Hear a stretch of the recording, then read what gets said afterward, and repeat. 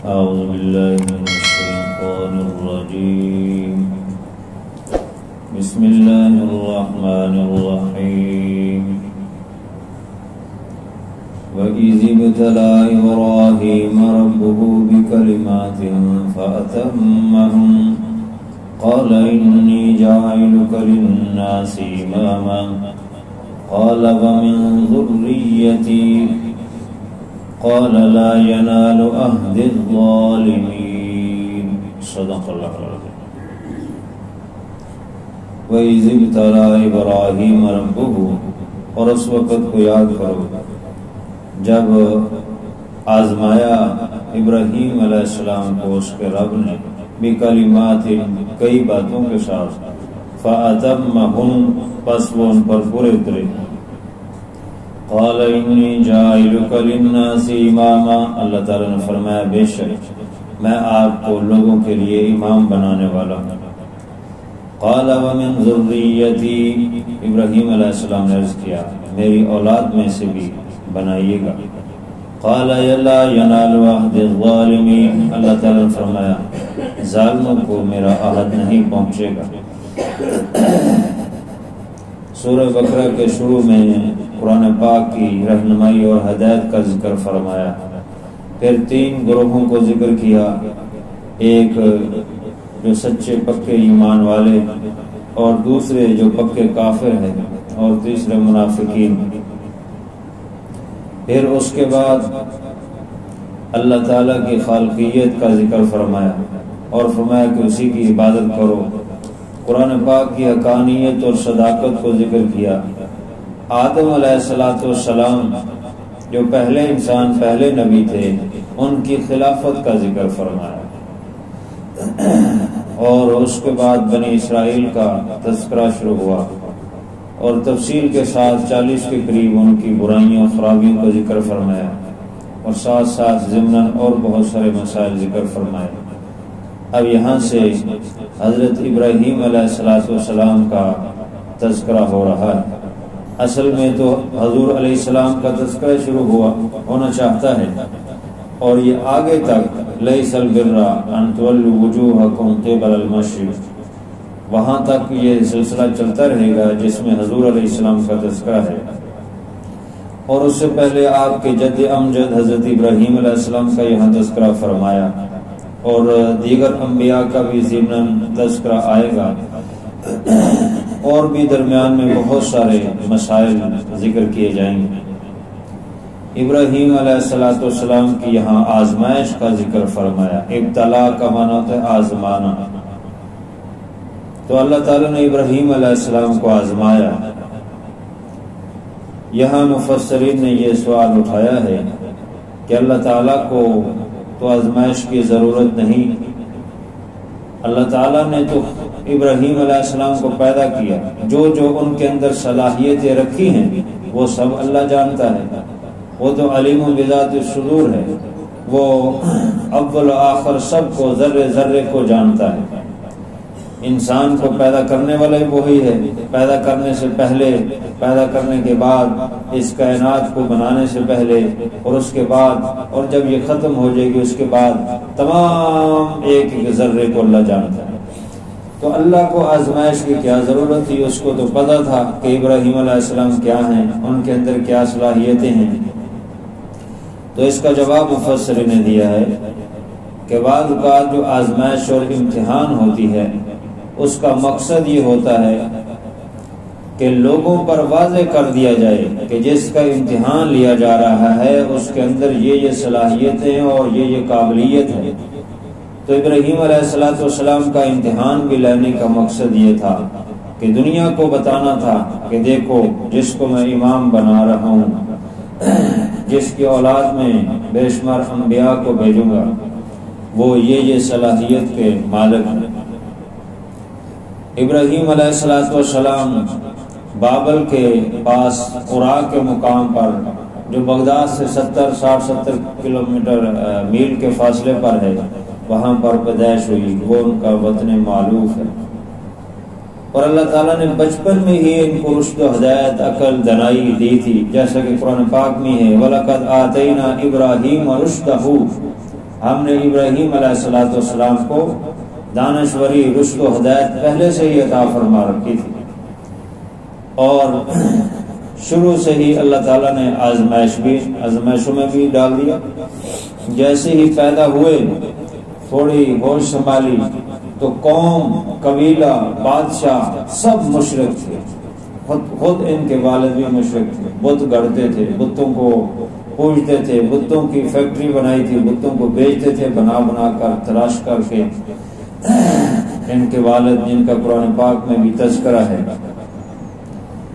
تو ابراہیم علیہ السلام یہ بات ذہن میں رکھیں کہ جن کو اللہ تعالی اپنے ہاں مقرب بناتا ہے، انبیاء کرام، زندگی بھر بچپن سے لے کر، پیدا ہونے سے لے کر موت تک، آنکھ جھپکنے کے برابر بھی ان کو شرک سے محفوظ رکھتا ہے۔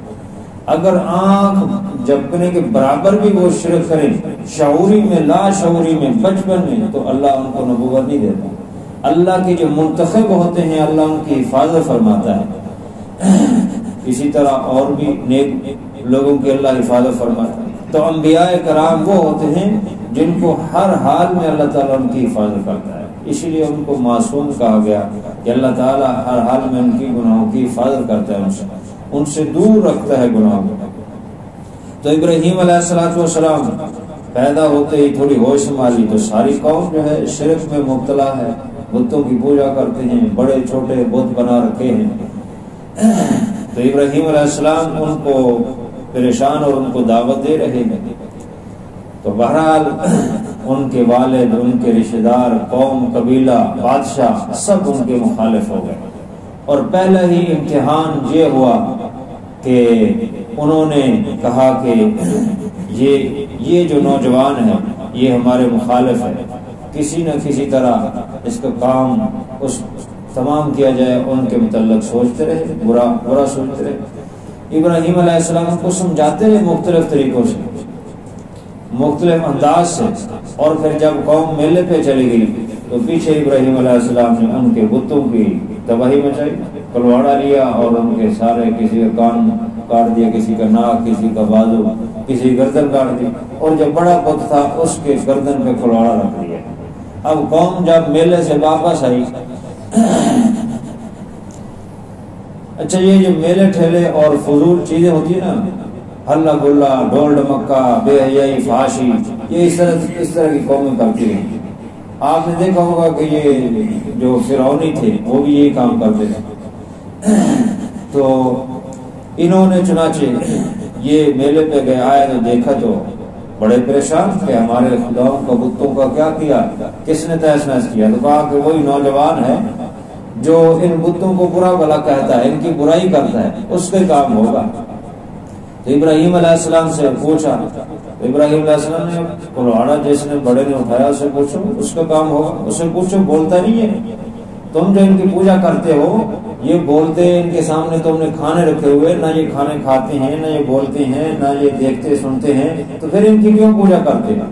یعنی ان کو سمجھانے کا مقصد تھا، لیکن نہ سمجھے۔ انہوں نے کہا، جب کوئی جواب نہ بن پڑا تو کہتے ہیں حرقوا، ان کو جلا دو، وانصروا آلہتکم، اور اپنے معبودوں کی مدد کرو۔ حالانکہ معبود سب کی مدد کرتا ہے، معبود کو کسی کی مدد ضرورت نہیں ہوتی ہے، لیکن جب عقل مت ماری جائے اور عقل جو ہے اس میں پردہ پڑ جائے، تو چنانچہ انہوں نے ابراہیم علیہ السلام کو جلانے کا پروگرام بنایا، اور بہت بڑا ایندھن جمع کیا اور ایک کھائی میں جمع کیا، اس کو آگ لگا دی، اور دور سے، کیونکہ آگ بہت بڑی تھی، اس کا تپش بہت دور تک جاتی تھی، تو دور سے منجنیق، جو اس وقت کی آج کل کی جس طرح توپ ہے اس طرح کی چیز تھی، اس میں رسیوں سے باندھ کر ابراہیم علیہ السلام کو اس منجنیق کے ذریعے سے آگ میں پھینکا، اور اللہ تعالیٰ نے حفاظت فرمائی، اور ان کا رسیاں تو جل گئی لیکن ان کا جسم اور ان کے کپڑے اور ان کا بال تک نہ جلا، اللہ تعالیٰ نے حفاظت فرمائی۔ وہاں پر پھر یہ آزمائش پر بھی ابراہیم علیہ السلام پورے اترے، اور پھر جو ہے اللہ تعالیٰ نے دوسری آزمائش میں یہ ڈالا کہ یہاں سے ہجرت کرو، تو ابراہیم علیہ السلام نے کہا انی مہاجر الی اللہ، میں اللہ کی طرف ہجرت کرنے والا ہوں۔ چنانچہ انہوں نے پھر ہجرت کی، اور مختصر سا ایک ان کی بیوی سارا اور بیٹا ان کا اور ایک ان کا بھتیجا لوط علیہ السلام جن کو بعد میں نبوت ملی، یہ مختصر سے چلے اور مصر سے ہوتے ہوئے شام فلسطین جانا تھا۔ تو مصر میں ایک پھر امتحان پیش آ گیا کہ وہاں کا بادشاہ جو ہے کوئی بھی عورت جو ہے اس کے ساتھ اس کی بیوی جا رہی تو اس کو چھین لیتا تھا، ظلم کرتا تھا۔ تو بہرحال وہ تفصیل ہے اور وقت مختصر ہے۔ تو اس میں پھر اللہ تعالیٰ نے اس ازمائش سے بچایا اور سارا کو اس بادشاہ نے ایسا موقع بن گیا، ایسے حالات پیدا ہو گئے تو اس نے جو ہے ایک لونڈی وہ ہدیہ کر دی۔ وہ لونڈی تو نہیں تھی، آزاد عورت تھی، لیکن اس وقت وہ بطور انہوں نے لونڈی ہی پیش کی، تو اس کا نام ہاجرہ تھا۔ اور حضرت سارا نے حضرت ابراہیم علیہ السلام کو ہبہ کر دیا اور ابراہیم علیہ السلام نے اسے نکاح کر دیا۔ اور اس کے بعد پھر اللہ رب العزت وہاں سے آگے یہ بحر میت اور اس کے کنارے پر پہنچے تو وہاں بڑی متبدل قوم تھی، اور اللہ تعالیٰ نے وہاں پر لوط علیہ السلام کو نبوت دی اور فرمایا یہیں ٹھہرو تم اور ان لوگوں کو اللہ کا پیغام پہنچاؤ۔